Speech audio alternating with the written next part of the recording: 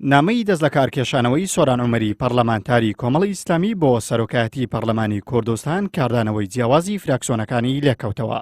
پەرلەمانتارانی ئۆپۆزیسیۆن پێیان وایە پارتی بەتەواوەتی دەستی بەسەر هەموو دام و دەستگاکان گرتووە و بە پەرلەمانی شەو و سەرجەمیان لە بەرژەوەندی سیاسەتی شەخسی و حزبی و بنەماڵەیەکانی خۆی بەکاردەهێنێت کە ئەمەش هیچ بەها و ڕۆڵێک بۆ پەرلەمان ناهێڵێتەوە کە گەورەترین و باڵاترین دامەزراوەی یاسادانانە.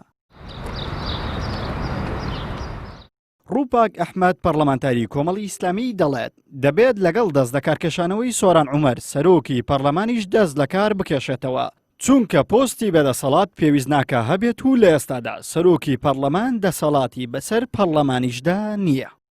پێویستە سەرۆکی پەرلەمان لەگەڵ دەست لە کارکێشانەوەی پەرلەمانتاری بەڕێز سۆران عومەر دەست لە کار بچێشێتەوە لەبەرەوەی ڕۆڵ و بەهامەتی سەرۆکایەتی پەرلەمان و بزات سەرۆکی پەرلەمان پێم وایە لەو پەرلەمانە نەماوە چونکە ئەرکی سەرۆکی پەرلەمان وەک باڵاترین دەسەڵاتی یاسادانان و هەروەڵە دەسەڵاتی سیاسی ئەوەیە کە بڕیارەکانی باڵاترین بن واتە بڕیارەکانی کە سەرۆکی پەرلەمان بڕیارێکی دار شۆڕ بێ بە خوارەوە و هەموو جیهەتەکان کاری پێ بکەن بەڵام بەداخەوە دەبینین بڕیاری سەرۆکی پەرلەمان تەنانەت بەڕێوەبەری بنکەی پۆلیسیش کاری پێناکە. هەروها پەرلەمانی کوردستان تا ئێستا نەیتوانی ئەو سێ ڕۆڵە سەرەکیەی کە هەیەی بیجێڕێ.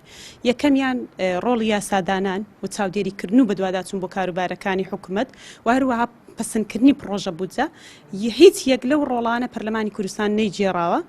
ئەمەش بۆ خەلەل و زەعیفی سەرۆکەکەی دەگەڕێتەوە چونکە سەرۆکی پەرلەمان نابێ قبوڵی کە موئەسسەسەیەکی گەورە کە سەرۆکایەتی دەکا بە زەعیفی بمێنێتەوە دەبێت ڕۆڵ بە پەرلەمان بجێڕێتەوە. ئەگەر ڕۆڵ بۆ پەرلەمان نەجێڕێتەوە بەڕاستی پێویستە دەرگای پەرلەماندا بخرێ و بە هیچ شێوەیەکی تر ئێمە خەڵک هەڵنەخەڵەتێنی.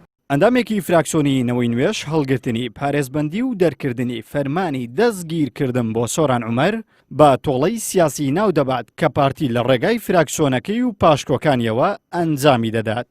هەڵگرتنی پارێزبەندی لەسەر پەرلەمانتار سۆران عومەر ئەوەندەی پرسێکی سیاسیە بەڕاستی ئەوەندە پرسێکی یاسایی نەبوو. ئێمە هەمومان دەزانین مەسجێکی سیاسی بوو لەلایەن لایەنێکی دەسەڵاتدارەوە کە هەر کاتێک بیانەوێت یاخود هەر پەرلەمانتارێک کە بیانەوێت بەو زۆرینەیە کە لە پەرلەمان دروستیان کردووە دەتوان حەسانەی لەسەر هەڵگرن. خۆی پەرلەمانتار چی هەیە؟ بەڕاستی پەرلەمانیان بە تەواوی بێدەسەڵات کردووە.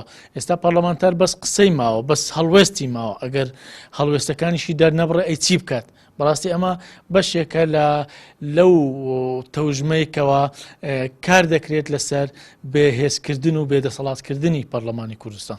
پەرلەمانتارێکی سربەخۆش دەڵێت لاوازی دەستەی سەرۆکایەتی پەرلەمان و هەژمونی پارتی بەسەر ئەو دەستەیەدا بە تەواوەتی لە دۆسیەی سۆران عومەر ڕەنگیدایەوە کە وردەوردە هیچ مهامێک بۆ پەرلەمان ناهێڵێتەوە.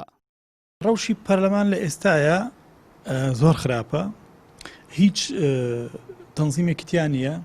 دەستەی سەرۆکایەتی لە باتی ئەوەی کە پارێزەر و پارێزگاری لە پەیڕۆی ناوخۆ و یاساکان بکەن بەڵام پێشێلکردنی یاساکان بۆ بە پیشەی ئەوان. نمونەیەکی عەرەبی هەیەڵێ مامۆستا چۆن بێ قوتابخانەوە ئەبێ. دەستەی سەرۆکایەتی هەر دەستەیەکی حکومەت بیان پەرلەمان بێت چۆن بێ بەهێز بێت ئەو مەجلیسە بەهێزە بێت.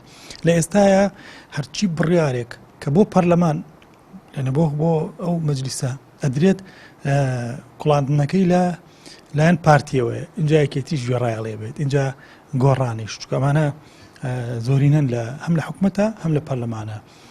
من پێم وایە ئەمە شەلەلکردنێکی پەرلەمانە بە ئەنقەس.